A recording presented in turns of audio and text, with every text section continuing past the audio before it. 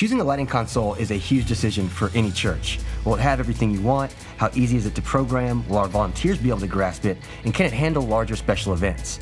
But it generally comes down to just three things: cost, flexibility, and ease of use. Today we're going to talk about a console that checks all those boxes. The Grand MA3 Command Wing XT from MA Lighting. But don't take my word for it. Let's hear more about it from the tech director at Providence Community Church. My name is Chris Nelson. I am the tech director from Providence Community Church in Spring Grove, Pennsylvania. We have about a 500 to 600 person auditorium, single site campus. Worship it's a very lively experience. We love to have lots of visuals with the lighting. Our video screen, we take a lot of liberty with interjecting creativity. We love to be dynamic, ebb and flow with the worship. It's a very lively, wonderful time. I can already tell from some of the footage that Chris had a lot of fun with the Command Wing XT. But before all the fun started, what was his first impressions and how easy was it for him to set up? My first impressions out of the box of a compact console, not a large footprint, but a very well designed product. I thought everything felt fantastic as far as the encoders and the faders, felt very durable. Very reliable. Plugging into an existing rig. I think we plugged in a network cable into our ArtNet nodes and everything was up and running. It has multiple physical DMX outputs. It has time code in, video output, tons of flexibility on the back of it. In such a compact form, it packs almost all the features. Real-time control of 4,096 parameters in Grand MA's built-in innovative software. It's got 12 motorized faders and 16 customizable X keys that are all silent. This thing is a beast. But usually when we have something this robust at the church, the first thing I think is, how am I ever going to teach a volunteer to use this?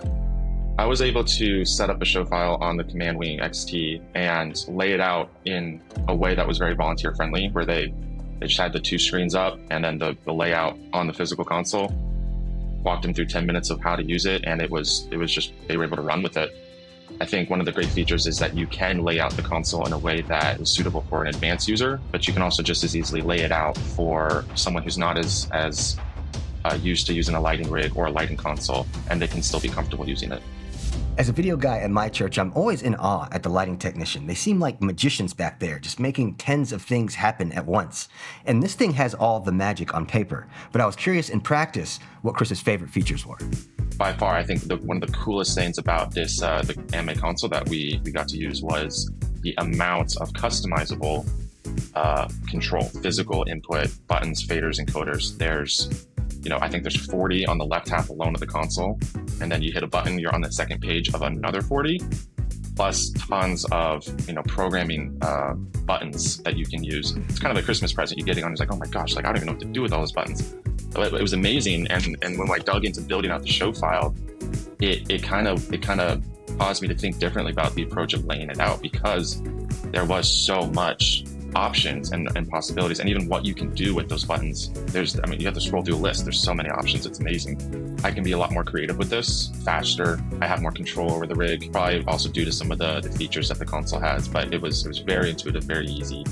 So while Chris just mentioned that the Command Wing XT was easy, would this be easy for anyone? Does it depend on your lighting setup or the size of your sanctuary or your comprehension level?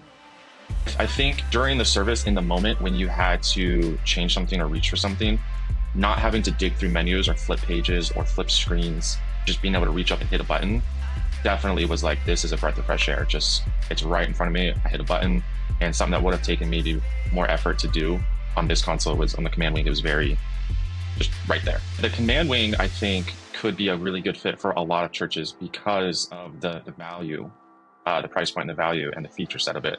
I think the cool thing about it, again, is for some churches that are fairly advanced with their lighting rig, they've got a lot of different things, or maybe they do a variety of different events, worship, drama, everything in between that churches do. The Command Wing it can do all of that. You're not going to run into a feature set issue, or this thing can't do it this way. It's incredibly flexible in that way. But I think even for churches that are emerging, or maybe they know they want to build a lighting rig, or they even have a basic lighting rig, it can be configured very friendly for volunteers. So in that sense, I think this is a product that could scale for people if you're starting small and going big, or maybe if you have multiple campuses and you need it to be a single product that people can train on, but used in a stage that's very complex and then another stage that's more simple. I think this is one product that would work very well for all those different applications. So at first glance, the Command Wing XT can look a little overwhelming. Chris really just made it look fun. So a big thank you to MA Lighting for continuing to raise the bar in the church space, as well as Chris and the whole team at Providence Community Church for taking the time, implementing this in your system, and giving us your insight. Make sure to give this video a like, subscribe to the Church Production YouTube channel, as well as check out churchproduction.com for new articles and insights on everything church production. As always, I'm Marcel Patillo, and I'll see you all in the next one.